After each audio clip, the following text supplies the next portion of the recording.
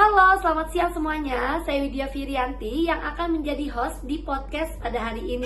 Hari ini saya akan kedatangan narasumber dari Universitas Indraprasta PGRI yang akan membahas kuliah itu penting gak sih? Jadi langsung aja, mari kita sambut narasumber kita, Nazira Aina. Oke, mungkin sebelumnya boleh diperkenalkan dulu untuk nama dan sedikit profil tentang Kak Nazira. Ya, boleh banget.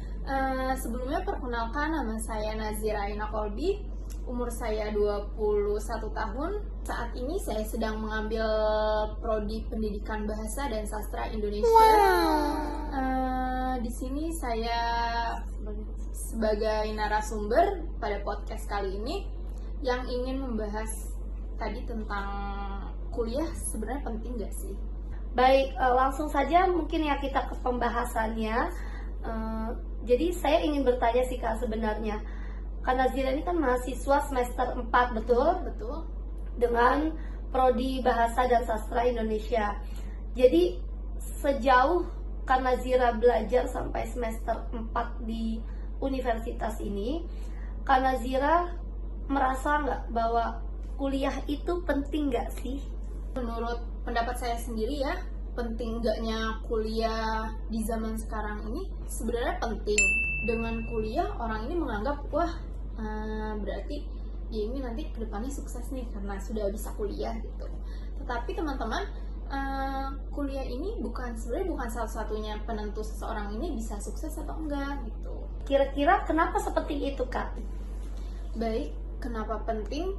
Karena kan di kuliah ini kita nggak hanya mencari gelar ya gitu, semata-mata mencari ijazah, mencari gelar, tapi kita di perkuliahan ini mengasah kemampuan, kemudian gimana cara kita berpikir kritis, memecahkan masalah, dan memahami kayak materi atau sesuatu itu lebih dalam lagi. Apalagi di perkuliahan juga membuka peluang relasi kita jadi bertemu banyak orang nih, kemudian saling berkumpul yang nantinya bertukar pendapat yang mungkin itu bisa membantu kita untuk masa depan kita nanti.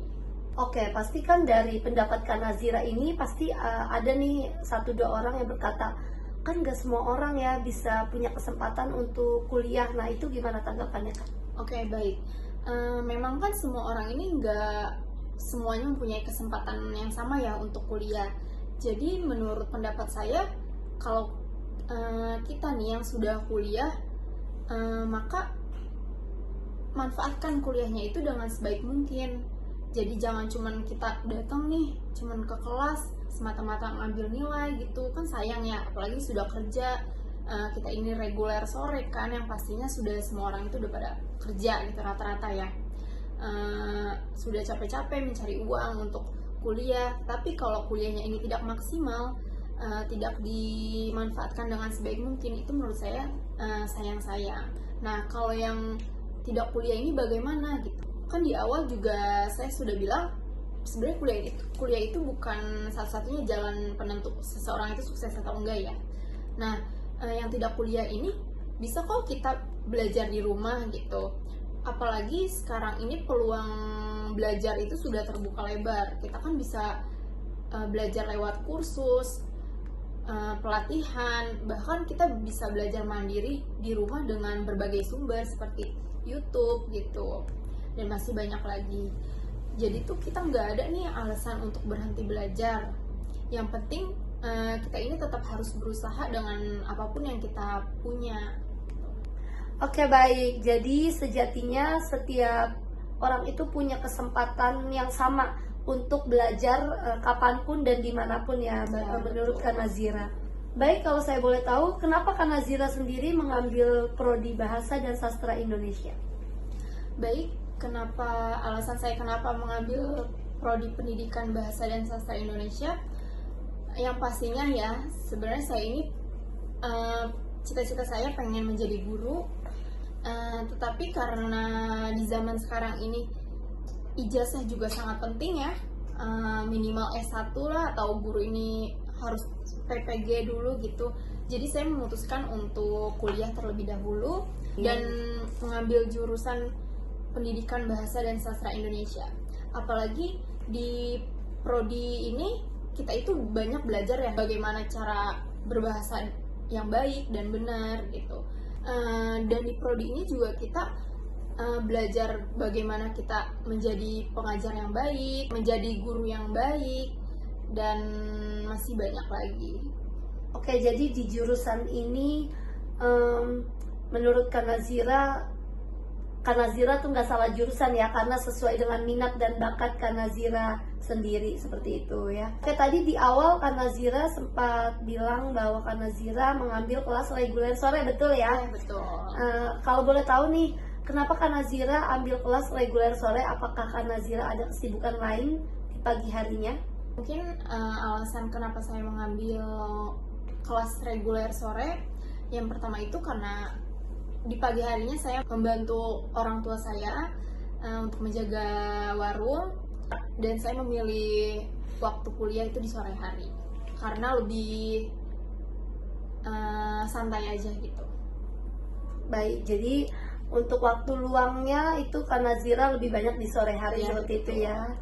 Jadi mengapa alasan Kanazira untuk mengambil kelas reguler sore, teman-teman, seperti itu. Oke, jadi keseharian Kanazira ini untuk pagi harinya Kanazira bisa dibilang bekerja seperti itu ya, dan sorenya kuliah gitu.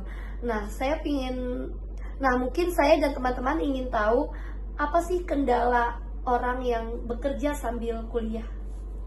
Baik, mungkin kendalanya untuk saya sendiri ya, pertama karena jarak rumah saya ke kampus itu lumayan jauh. Nah, kedua ini mungkin capek ya, karena kan kita paginya ini saya bekerja, paling istirahatnya siang dan sorenya itu sudah berangkat ke kampus.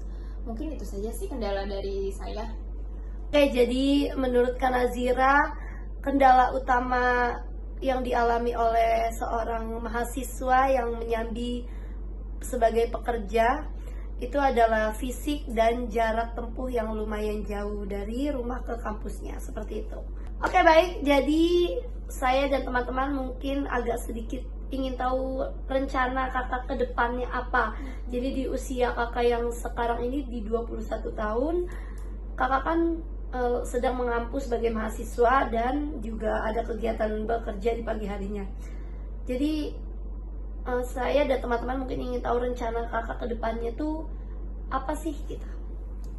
Baik, mungkin rencana saya ke depannya yang pastinya setelah lulus kuliah ya, saya ingin mencari pekerjaan yang pastinya sebagai guru, tetapi kan guru ini harus mengikuti PPG ya, yaitu pelatihan profesi keguruan. Jadi mungkin saya sekarang ini lebih fokus ke kuliah dulu, kemudian setelah lulus saya ingin mencari pekerjaan menjadi guru.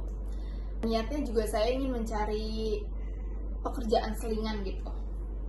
Baik teman-teman, tadi kita telah menyaksikan jawaban dari Kanazira Aina selaku narasumber. Menurut saya Kanazira sudah menjawab semua pertanyaan saya dengan baik dan juga jelas. Jadi akhir kata, semoga podcast kali ini bisa diambil sisi baiknya dan juga ada pelajaran yang bisa diambil. Untuk itu saya akhiri podcast ini. Sekian dari kami. Wassalamualaikum warahmatullahi wabarakatuh.